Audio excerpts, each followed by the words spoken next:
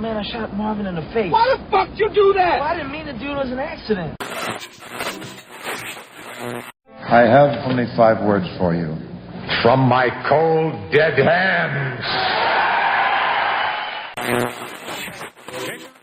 Dip, potato chip, dip, dip, potato chip, dip, dip. Balls, balls, balls, balls, balls, balls, balls, balls, balls, balls, balls, balls, balls, balls, balls, balls, balls.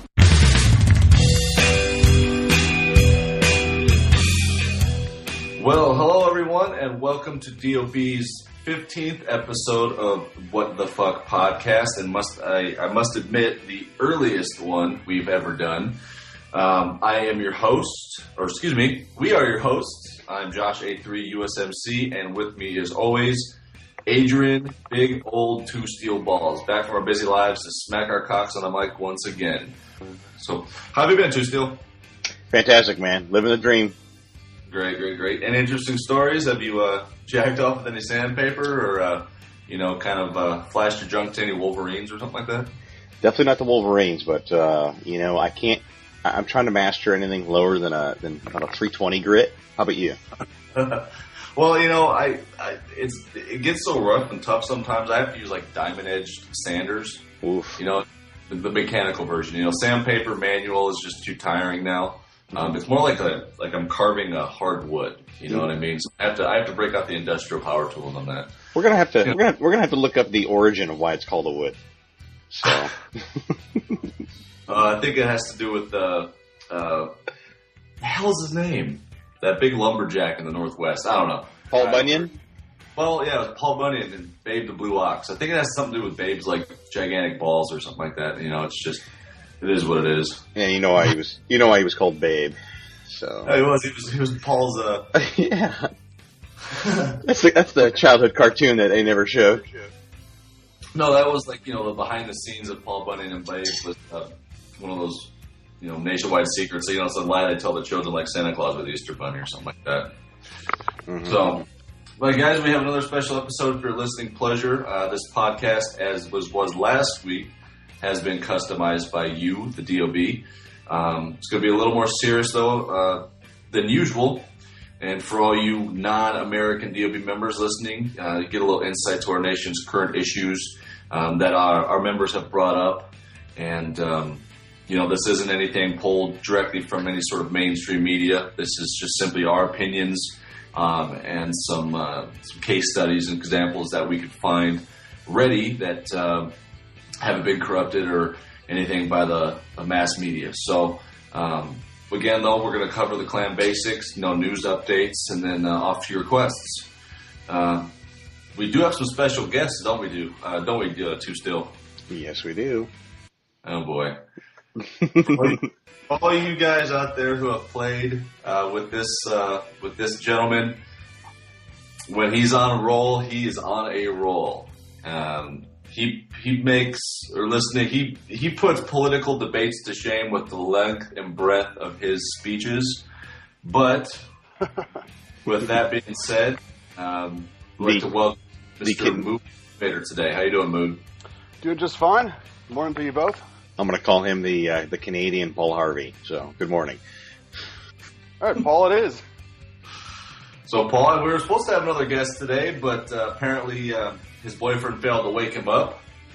So, if anybody in DOB land talks to Les, bus driver, go ahead and tell him that he's excommunicated. He's no longer part of the brethren of the podcast community. He didn't even leave any money on the nightstand. No, he didn't. He just left. I feel so violated and just... No cab fare at all. No, right? He didn't even give me a damn reach around. He was just... It was awful. It was awful. So, Les, wherever you are, face down in an orgy of man-thongs, I sincerely hope you hate yourself today. So...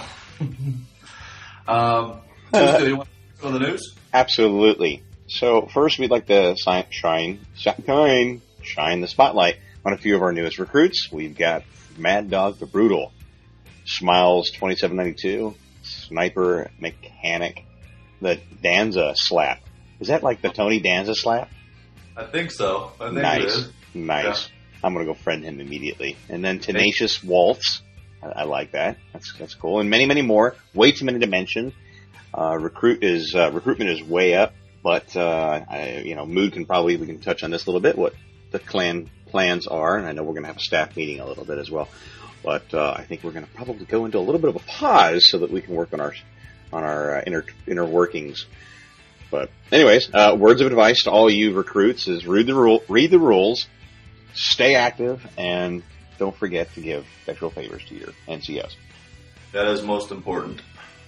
I know Josh misses that the most, but as a senior NCO, you now receive it from the NCO, so that's not too bad. Instead of sexual favors, I just get reamed in the rear by London and the inimical. They hound me. I mean, I'm more sore now than I ever was. So I know their new nickname. Their new nickname's going to be the Reamers. Yep, so. Pretty much. So, but no, yeah, guys. Again, for all the new people out there, if you're listening, just remain active. Biggest thing. We'll get to you. Obviously, we'll get you approved or denied if you're a shit bucket. Or, excuse me, if you're a shit bag. If you're a shit bucket, there's pretty much no way we're going to deny it. But just, follow the keys, friend everybody, be active, and get noticed. Okay? We got some big news, though. Congratulations to the members of the month for January. Everybody's favorite Southerner, Cook Mob, Ninja Chick, lead NCO for the Call of Duty side, Honor Bound, and Looks Like Rain. Staff members of the month is the deadlock between Bobby Bobcat and our guest here, Mood.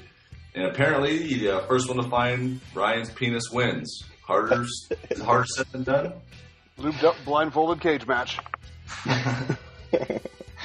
So we'll have to figure out what's going to happen with that one here. But everybody get on and vote. Okay, Member of the Month is back, so you do it. I mean, the last one was, I think we peaked out at, what was it, Mood? Like 76 or 75 votes? And we've got close to 300 people, so, or 250. 83 total, I think. So 83 votes total. Yep. Well, this is point and click, guys. Point and click. Mm-hmm. Mm-hmm. So this is part of your, this is your spiel coming up here, isn't it? Talk about the holiday raffle. Yes, the holiday raffle. Thank goodness. Well, everybody who won should be, except for the two international, will be receiving their prizes probably by Tuesday, and looking forward to getting those out as a final appreciation. Only 2.5 months behind, but hey, we got it out, and they're cool little dog tags. Enjoy. Bottle opener dog tags, so pretty cool. So, and then moving right into the Xbox expansion, we are getting off to a pretty good start. We have 12 members already, and remember to spread the word to your friends or neighbors, cousins, whoever has an Xbox that plays that on more. But Black Ops 2 we're supporting, and I think we're getting into Halo 4, right, Food? Yes, we are, and spearheading the movement is Honorbound, who has recently been brought into our clan. He is a friend of the inimical, Ryan, and he brought with him several members from his old clan, the Boundless Gaming League, and he is our new vice chairman of the Xbox division. Awesome. Can I add something to this? I hope this is okay to say. I know we do have recruiters within the clan itself, but for everybody out there, sometimes those recruiters are busy. It's a small contingent of an overall fairly large clan, so I would like to suggest that all members, obviously you're handling yourself in a proper manner. You're having fun, whatnot, but if the moment arises to where you meet a good guy in game or a good girl in game, whatever, and they inquire about dirty old bastards, feel free to give them the address, to links, the application page, etc. Get them excited. And tell them to reference you, to say who introduced you to the site. How'd you find out about the site? From this user. You do not have to be a recruiter to recruit. No, it's called a handshake referral, and in the sales world, business world, those are always more welcome. So, do your best, guys. Just keep the word out there that we are expanding again on the Xbox side, and we have well-established Call of Duty Call of Duty and Battlefield sides as well. So, tell them about it, get them excited, and get them applied. So that's what I got for you. I'm trying to recruit my brother. Try to get him on. Really? Yep, on Black Ops 2. So we'll see. But I don't know if he plays quite enough to be to make the cut. But that's funny. I should probably do it. My brother, he has Xbox Live, and Black Ops and all that stuff. So I didn't even think about doing the family member route. I don't think he's another me though around. He's even worse. He's even worse? Wow. He's younger. So. Mood, is there anything else in the clan news you'd like to bring up? Stuff that we can get behind the scenes of the higher council, of the Jedi Council. I'm not entirely sure how much I'm at liberty to reveal. However, we're looking to the future. We are not looking to die out as our current titles die out. We're constantly looking to expand, and if anybody has the drive, the time, the interest to spearhead an expansion into another game, there is a suggestion area in the ideas and suggestions part of the forums where you can propose expansion into another game. But you must be in detail and have the support of other members. Thanks, Mood.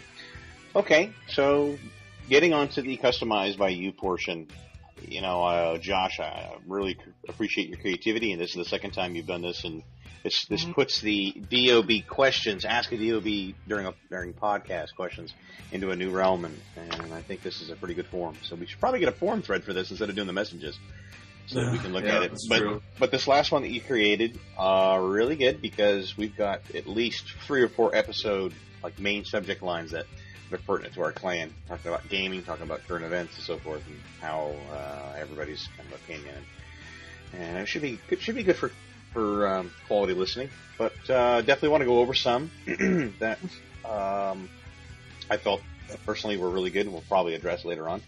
And Neener, mental health care should be more readily available for people, and how our society is really not paying enough attention to what issues may arise. And we talked a little bit about this on the last podcast, Josh, just you and I, when we were talking about Newtown, Connecticut, and the guy having mental issues. It's not really the guns, it's the mental issues that cause, but we'll get into all that stuff later on. Yeah, for sure. I think mental health care is definitely a serious issue. In the state of California being pretty much broke, we've actually let these people back out without proper care, or that need to be on lifetime medication. So anyways, I digress. And then the inimical, video games causing real-life violence in children's upbringing. So we're going to address a little bit about that as well, what video games influence on our adult minds, and also what it does to children. And then surveillance team, is anyone going to get Social Security? This one concerns me actually very little, because I don't think I'm going to get Social Security, which I'm 31, and I think, Josh, you're a little bit younger than me. I don't think we're going to get it. So, but anyways, that's all good. That's a good topic. Phil's gun control, gaming tips, play the freaking objectives tips, situation awareness, cutting exposure, and simple tactics. I actually think it would be a great idea. We should get some of our most tactile members with Battlefield, and then we should get some COD people on here, and definitely could talk about that kind of stuff. In fact, I could see a commentary over video doing that. That would be really cool. Well, we actually have one. We have a gaming tactics big message coming out soon. I can say that because I just wrote out my specific what I do best kind of things on behalf of, or on my request from London, and I believe a few other gamers are as well. So that is coming out. They're just it's going to be like kind of a training page for starters and everything like that. So okay, be on the lookout. I will be looking. Yes. Okay. And Les Bus Driver, the go through the process of becoming a full member, getting promoted, and what happens when you're inactive. Also, how criminals obtain assault weapons, and what will a gun ban do to our nation? Any effect on the criminals? And finally, Santa Claus, would you give up an inch of your junk to be an inch taller, or vice versa? And how many inches would I go? Well, I'm 5'11", I think somebody else wrote in the forum that they'd like to be a midget tripod. Yes, please. Absolutely. But we thank you for your ideas. You've given us a great start for the next few episodes. We're going to focus on what relates to our clan and raising gun violence and horrific crimes. The video games that we play are being accused for for creating and enabling violence in childhood, adolescents, and even adults. Is this a load of crap? Can removing these weapons decrease violence or enable these horrific crimes? Should video game stores actually uphold violence ratings on these games? Has parenting become so inept that we're destroying the next generation? So there's a lot to cover there. So what I've asked is for Josh and Mood, and I did myself, is to go out, get some research, if we could, as journalists, kind of look at both sides. I'm a conservative individual, if you haven't guessed already. But on the other hand, I am open-minded, and I'll read both sides of the story, and I see benefits on both sides. And well, we can start talking about that. So let's give our guest the honor. Mood, if you'd like to start out with something, talk about some stuff that you've read some research on, what you've got here, especially on what effects it's had on childhood minds and so forth, developing minds, and what it does, and that'll be a good start for a good conversation piece. Okay. Well, I had pulled out an article from Science Daily, which had cited a number of research papers from the early 80s that had concluded that video games led to juvenile delinquency, whatever that might mean. Pong was violent, You have no idea. However, the article itself is about video games actually reducing violent behavior or aggressive behavior rather than increasing it. And it goes on to cite that violent crime, this would be in the United States, mind you, it's decreased dramatically since the early 1990s. And it's it decreased dramatically amongst youth, rather. And it's something that it's only increasing. Youngsters are becoming more and more soft, I guess you could say. Mm-hmm. Right. They're becoming desensitized from seeing graphic images and actually going out and completing missions that are, like in GTA. All right, Grand Theft Auto. That whole series has got so much bad rap. In fact, Newtown, Connecticut. Adam Lanza, the very troubled individual who killed at 27, he was obsessed with playing Call of Duty. And even before that, there was GTA. Remember going over and... I think, you can draw correlations between violent video game use and violent offenses or violent crime and that, but you can't actually definitively draw a link.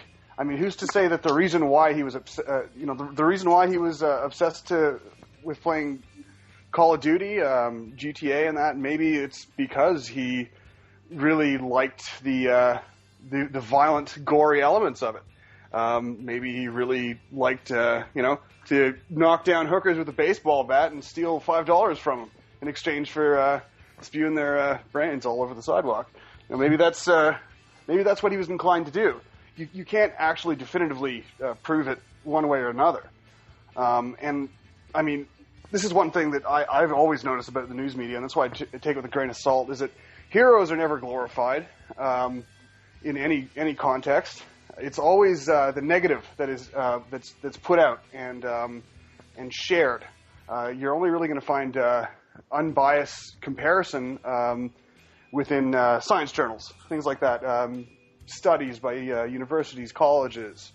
You're not going to see the other end of it put out in the media. You're not going to see someone who played Battlefield 8 hours a day and saved a mall from being shot up or something like that. Well, I mean, just to prove that point a little further is, I mean, Adrian even said it himself, is he named the Newtown, Connecticut murderer.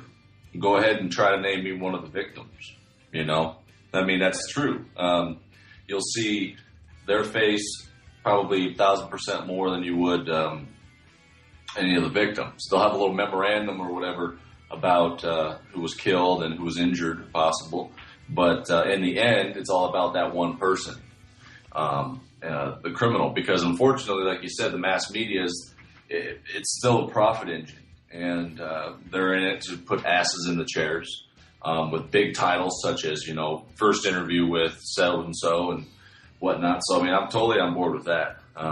Right. The media, you have to look for outside sources and conclusive studies that are unbiased that could land either way. You know, whatever their findings are, they are. They're not slanted in any sort of direction. So it's drama, it's entertainment, it's you know, and that's what sells is the drama. And as a society, pretty much in any country, it's always about the negativity that it brings in the attention. Something bad happened, it actually brings your eyes, attention through your ears right to the television screen or the radio. So it's that negativity that brings it in. But and it's so easy for people like outside of the communities of gaming to blame gaming or anything like this, because unfortunately it is an easy target, because, you know, probably a very high percentage, and I wish I knew the numbers on this, but a very high percentage of gamers probably are kids.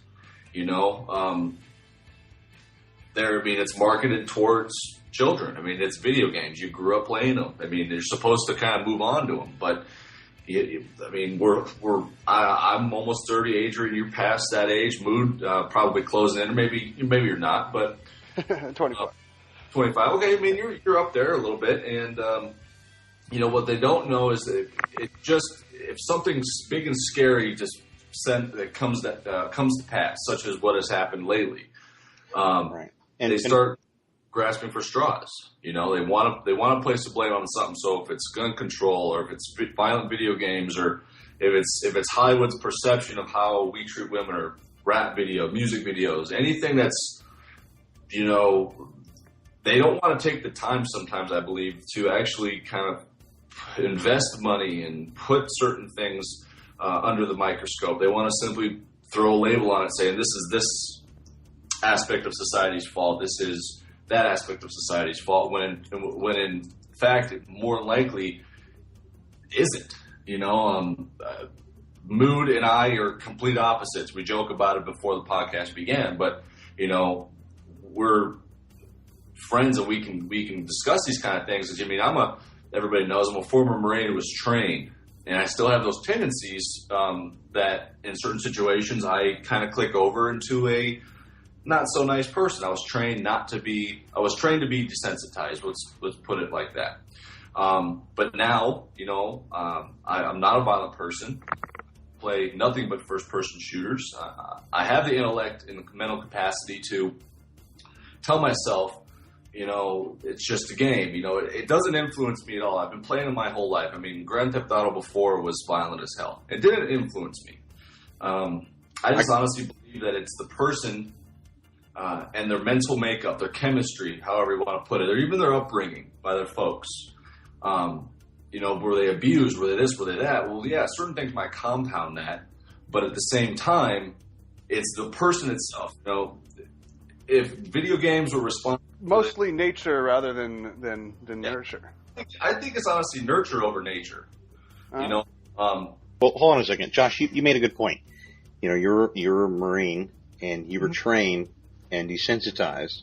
But you were also taught control when and when not to use it. And children's minds actually are children, adolescent, even adult. I don't think they start fully matured until you get into early 20s, as far as your chemical balance comes into play. So if our children, which now as a parent of two beautiful kids, I am not going to let them play the games that I play till quite some time. And even still, it'll be instilled in their mind that this is when to turn it off, and that this is not in real life. So if poor parenting, which you're leaning towards on there as well, is a factor, absolutely. If the parents are not there to be able to teach how your drill instructor and how your your commanding officers has told you when to start and when to stop. Parents need to be there to tell the children when to start and when to stop, and to be able to control that that new sensation that actually creates adrenaline. And actually, if the adrenaline actually floods the brain here, I'm looking at this research study, and it can teach like muscle memory. So when when people get into these situations, boom, their mind, just as you mentioned it, you get into a scenario and you'll click into it. But children aren't getting taught this from lackadaisy or inept parents. So it's also important to identify what is violent crime. What exactly does violence really mean? It's got a lot of associations. It stirs up emotion when you hear the word violence or a violent act or violently. But, what does it actually mean? It technically is supposed to mean the harm of others, but specifically in the West, it's, North America, it's become associated with destruction of property, even destruction of intangible property, that sort of thing. It's a gray area, and as we had said before, the media wants us to view, to listen, to read what they're putting out. And so if they use words and they're able to use those words that stir up emotion more often than not, then they will. So they'll turn something that's not definitively violent into something that is violent, and they'll refer to it as violent. And I think, again, it's getting a little society. I don't know what good way to putting it politely, but I watch these reports. It's not even news in my opinion, but you'll see suspensions of children because for one example, this first grader made and they showed it on. It was like CNN or Fox or something like that. It was just. I had to turn the channel. Is this the one about that you threw a grenade to save the world? No, it was. I didn't hear about that one, but no, it was. It was a piece of paper that was vaguely in the shape of like a weapon, like a pistol. It was just so if you kind of went, yeah, that kind of looks like. Well, the kid was suspended for a week because apparently when he was cutting it out, in arts and crafts or something, his teacher got a little nervous, and this was before actually the Newtown stuff, and there hadn't been a tragedy in a while, but everybody is so hypersensitive, it was just Jesus Christ.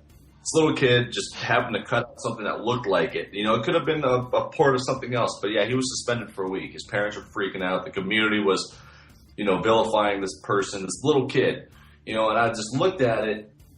And I just didn't understand, and not to get too deep and, too soapbox-like, but, I see some of the shit I see on the news, and the way the country's going, in terms of all this stuff, and who they're blaming and why they're blaming. Everybody wants to throw it out there.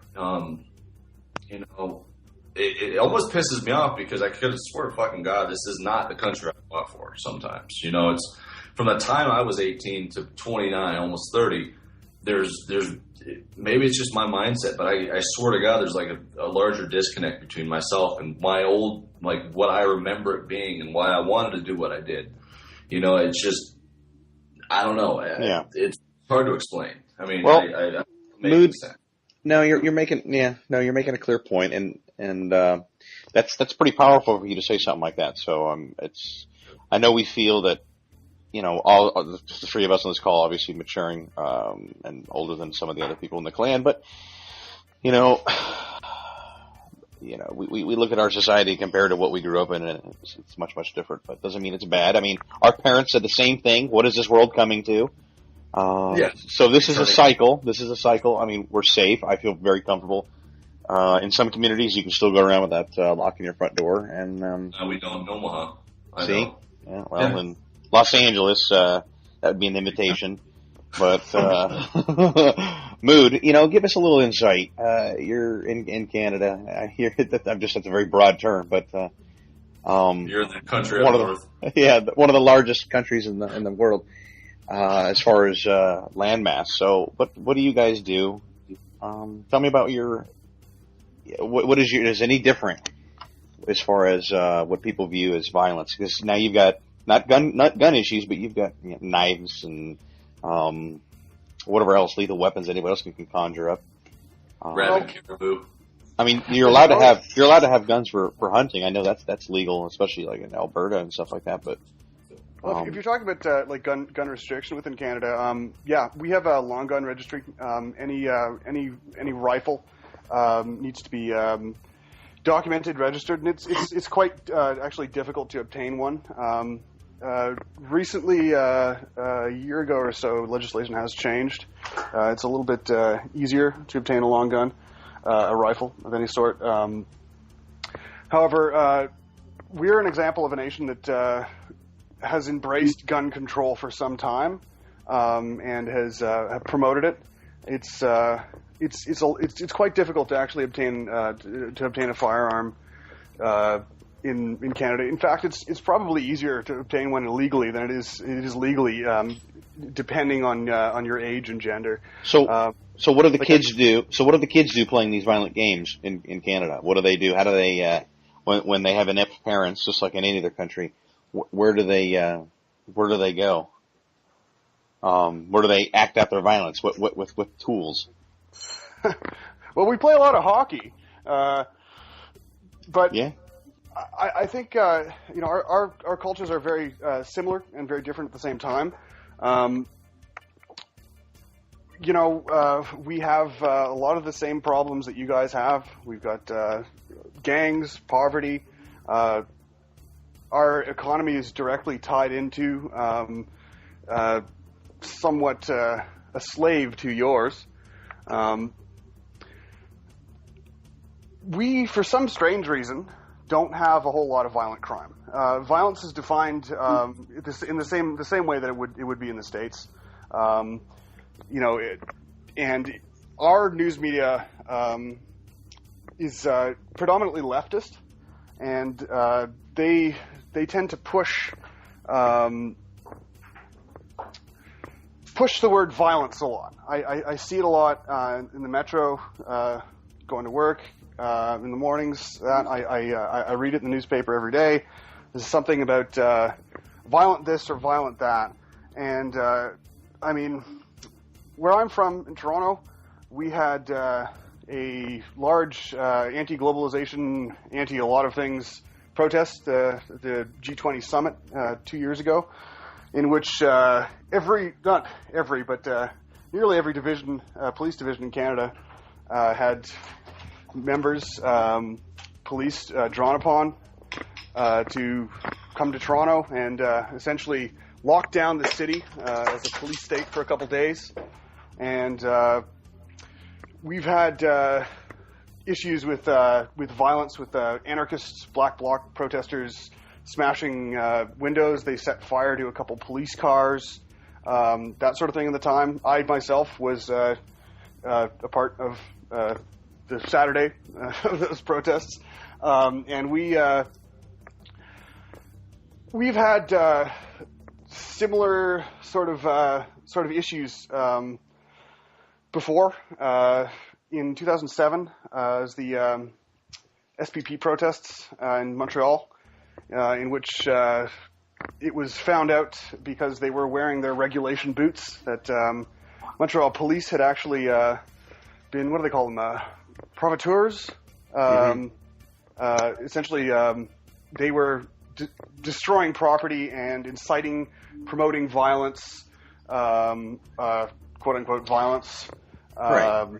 But you don't have as protesters and that sort of thing. We have.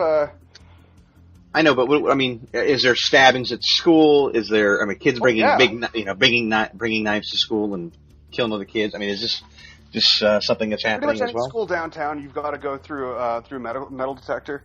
I mean, I sort of got to the tail end of it, but now I believe most, if not every, large high school in Toronto, you have to go through a metal detector to get in.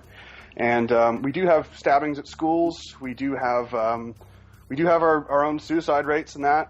Last year there was a really big uproar because during a busy shopping day in our biggest mall, or the Eaton Center, there was a shooting by a 17-year-old kid, or two 17-year-old kids who had gang ties and that sort of thing. But it was a big uproar because it was done at the busiest time in the biggest mall that we have. Right. Now, where do these kids get the guns? That sort of stuff is very uncommon. They certainly didn't obtain them legally.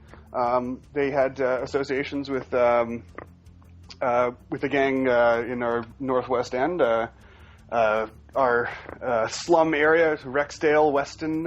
Jay and Finch stirs up emotion in any Torontonian's mind. Yeah. Well, there you go. That goes into our next story. The next portion of the story is, if you put gun control, if you take every gun away, you're taking it away from the good people, the law-abiding citizens, and they will still, the quote-unquote bad people, will find a weapon. They will still be able to do harm. And I wanted to make sure that message got across that, as far as gun advocates, but even then, just anybody who is anti-gun, think about it. They're still going to get the guns. Well, it's not the good people. It keeps the guns away from law-abiding people, from people who are not going to use them for illegal means, for malicious means. And obviously wouldn't, because they're registered, and ballistics can trace it back to the gun which you purchased and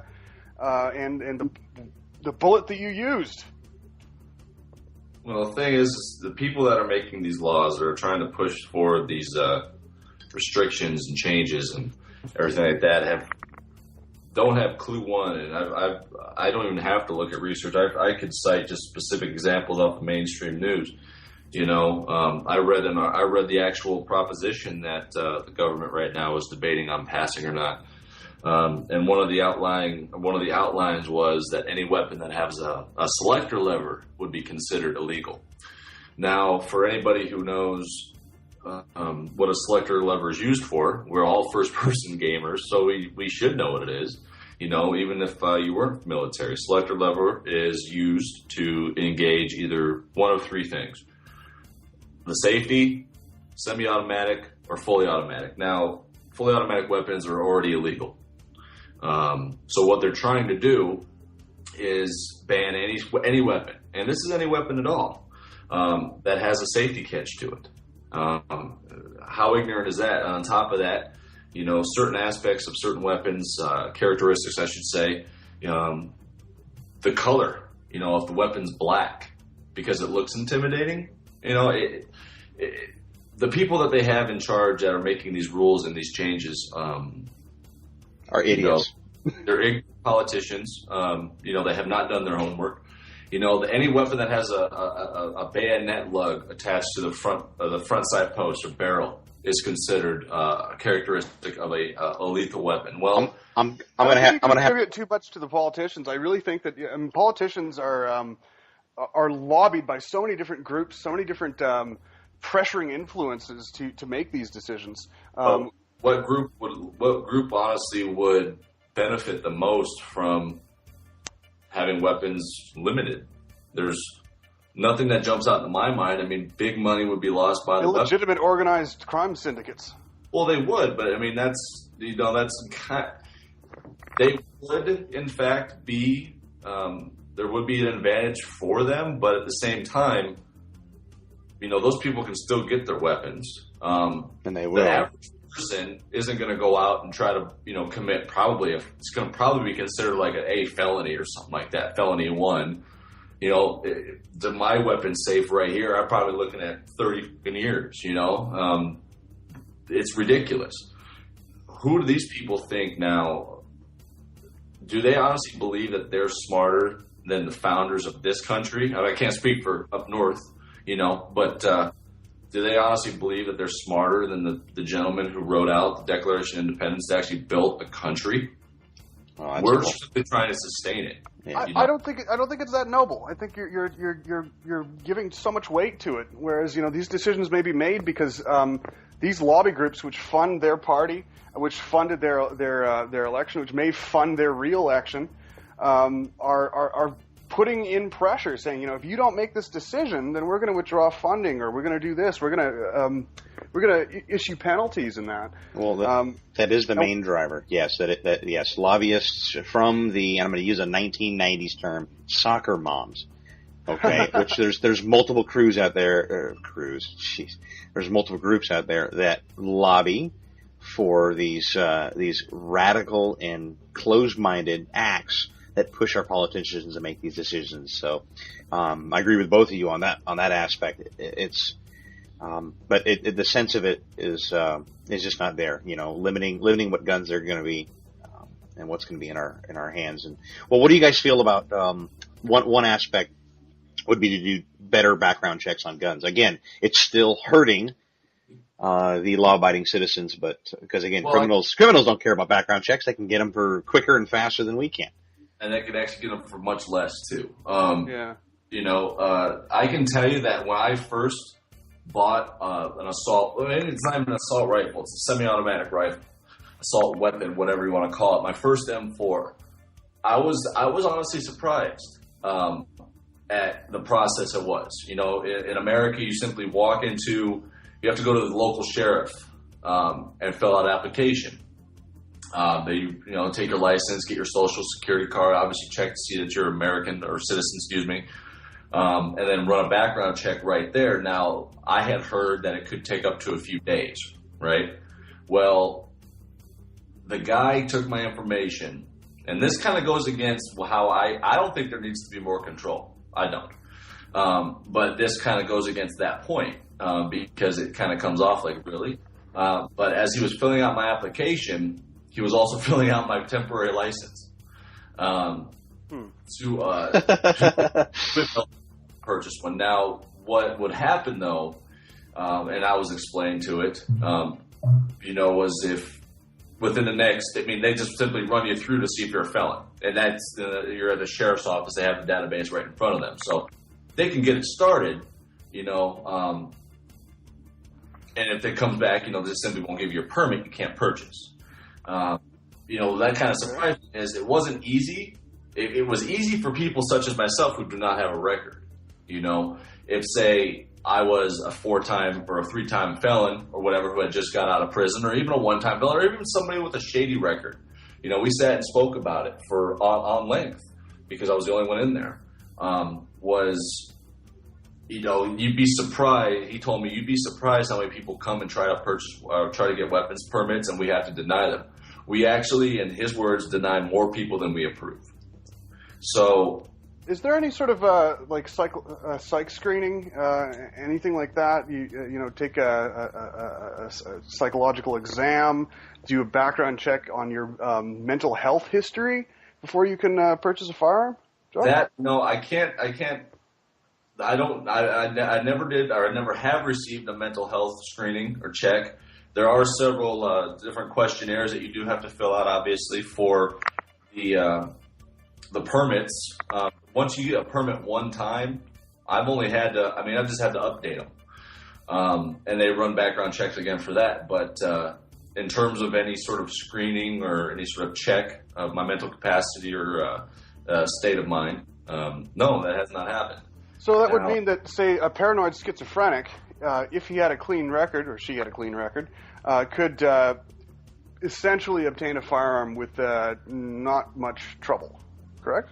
Well, yeah, I'm sure they could, but the problem is I would think that paranoid schizophrenia is a small portion of the overall population. We're talking, I think, less than 1%, right? I don't think that those are the kind of people you have to worry about most of the time. These are the people, again, that what we're told. Again, I think it's more of a comfort thing, are the people that you see in the news that commit these crimes. Now, some of them do have agendas, such as one that Adrian and I were speaking about earlier, the cop in California who's killing cops. He appears to be a normal person. but he has obviously some sort of problem or some sort of agenda he's trying to push. And he went through a psych test. Yeah, he went through a psych. I mean, he was a police officer. You can't. It's all walks of life. There's nothing we can do as a society to guarantee 100% of these kind of incidents won't happen again. And what makes you think that if, and not just, I'm not specifically saying like directing this at you, Mood. I'm just saying what makes people think that if we take guns away from people, that it will get better. Well, if somebody's sick enough, are machetes illegal? Are sticks in the yard that can be, shaved down large pikes? Are those illegal? Well, Josh, let me use an example here. The Toronto police wanted to remove small trees that are put on inside of sidewalks downtown because people could rip them out and use them as weapons. I mean, the perspective that I had amplified earlier, and I shall again, the Canadian perspective is that gun restriction works because our homicide rates are so much lower. Now, between 1987 and 1996, firearm homicide rates were 8.1 times higher than in the United States. I think there's a lot more cultural reason for that than to do with gun control per se. I mean, one thing I noticed going to the States, my sister lives in Tallahassee. She owns a dance school and production company there. I've been going there since I was a kid. I've spent quite a portion of my life in the States, various places. I noticed a very large black and white sort of perspective. Either you're with us or you're against us. Either you're Republican or you're Democrat. Either you're this or you're that. Either you're A or B. There's no C, D, E, F, G. And I think that perspective, that mindset, is something that causes disharmony. And my personal, uncited, unreferenced opinion is that cultural difference is what's caused this. It's something that you can't really quantify. But that's my perspective. Sorry to interrupt you. No, you're fine. And it is something that is a cultural issue. I mean, we're civilized in terms of, like you said, the Westerners or any sort of Western society has its standards. The funny thing is I believe that to a degree, and I actually believe that more than to a degree because I used to. I mean, Iraqi. Again, this is just drawing on experience. It is illegal in Iraq and certain other countries in the Middle East to own one AK-47 per household. It is legal, completely 100% legal, fully automatic. You can go down to the bazaar, buy 1 million rounds if you wanted to. That is culturally okay with them. And even when we were occupying their country and at war with these people, we allowed that. And the funny thing is the murder rates there are much less. And now it's completely legal to have a fully automatic that is an assault weapon with unlimited access to anything else you want. And the murder rate in those countries is dramatically less than it is in America. Now, the population base obviously is much smaller overall. The educational level obviously is incredibly lower than the United States. 70% of the people I fought against were illiterate. They got their news, they got their orders, their updates, etc. from leaders in their community who told them what to do, and they just did it. Now, what does that say about our society? That again, drawing off that one specific aspect of my life, that a country that is as illiterate as it is, obviously is not as intelligent, not as advanced, could be considered by the time we left they're a third world country. But again, their murder rates, their violence, etc. happens, but it's at a much smaller degree. Now, this is again kind of getting off subject, but the level of crimes that we commit are huge. With these mass murders, these killings, etc. Theirs are smaller, more to the point, but they make their statements are much more clear. So, what does that say, again, going off of your point, as to how we as a society view one another? And I believe that's kind of the root of everything, like he had stated. Black and white, yes, but it's black and white to a degree that blacks are over here and whites are over there. And that's just one specific example. Everybody loves everybody here. I personally don't have any vendettas or grudges against anything or any sort of sect of life. However, racial bigotry and stuff like that still plays a part, and that could be a part of some of these issues. We'll just never know. By black and white, I meant more. No, I understand. No gray area sort of thing. Like, I use the black and white example because like you had said, maybe people were kind of confused on that. Black, not black people, just black and white overall. I fully understand. I was unclear about my point. My apologies. Okay. Well, I personally always find that shocking. It never ceases to shock me. It's the only thing that causes any sort of culture shock when I'm in the States is just confronting that sort of black and white perspective. People here are a lot. We love our country in that, but it was founded by a drunk, and we're we love our people. But when you say I love Canada, it's like I love the people. I love the society. It's not I love what we were founded on. It's a different sort of perspective. And I know that there's a lot of conflicting opinions on what the founding fathers would say in the States. They tell you to revolt and get the hell out of and stop being a British colony. Yeah. From my knowledge, all I know about American history is what I took in high school. And what I've heard from my brother-in-law, who's a heavy right-wing Republican sort of fellow, and my sister who lives there. I don't know a whole lot about it, but one thing that really came to mind when I was taking American history was that America seems to be founded on principles that today would be considered libertarian, sort of, the government doesn't have any place in your home sort of thing. And more focused on individual representation, which is why the state is set to have more power than the nation, right? And that seems to have changed or deteriorated over the course of the development of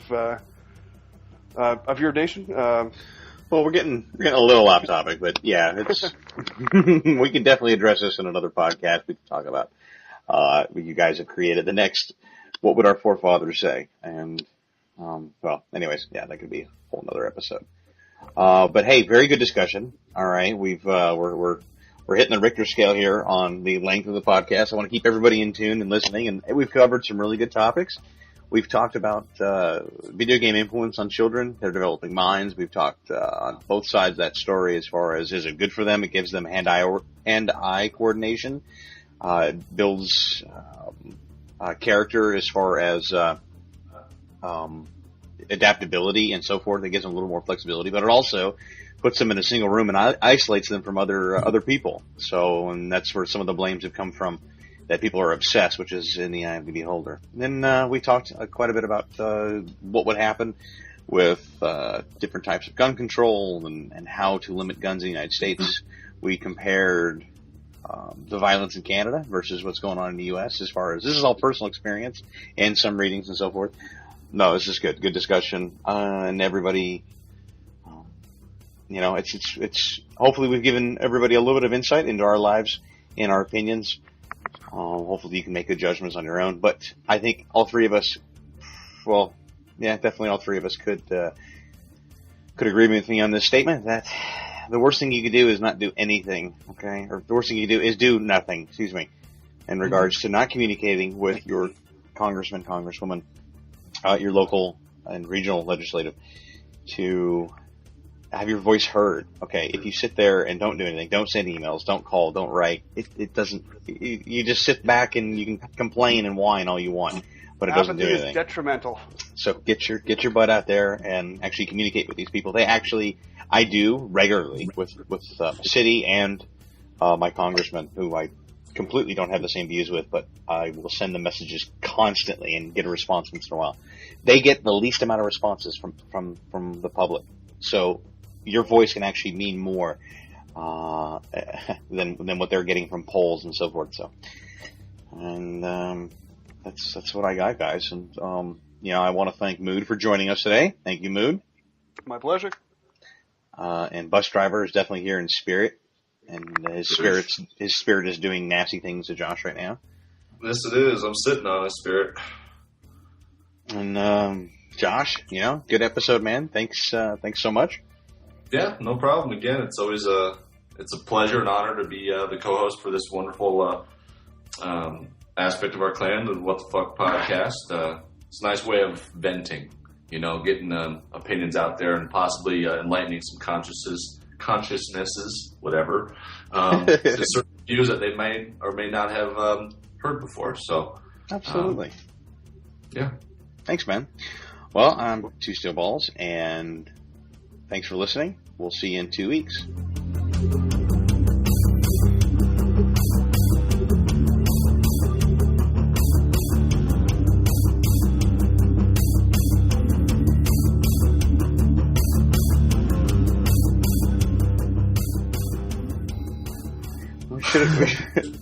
Wait, quick! I'm re-recording. Let's get our little German going. Let's get it out real quick. Oh yeah, yeah. It's Canadian German. Just we loop up a hallway and go play slippery slide. So is French Canadian German? So he likes French toast and Wiener Schnitzel? Is it combined? He likes the Wiener Schnitzel in between the bread. Oh, in between the bread loaves. Oh. There was just a piece of college rule paper that said, if I ever catch who the fuck is putting whole loaves of bread in the toilet, I'm gonna fucking murder you. And right to the right, there was just a fucking Italian loaf of bread in the toilet. Your balls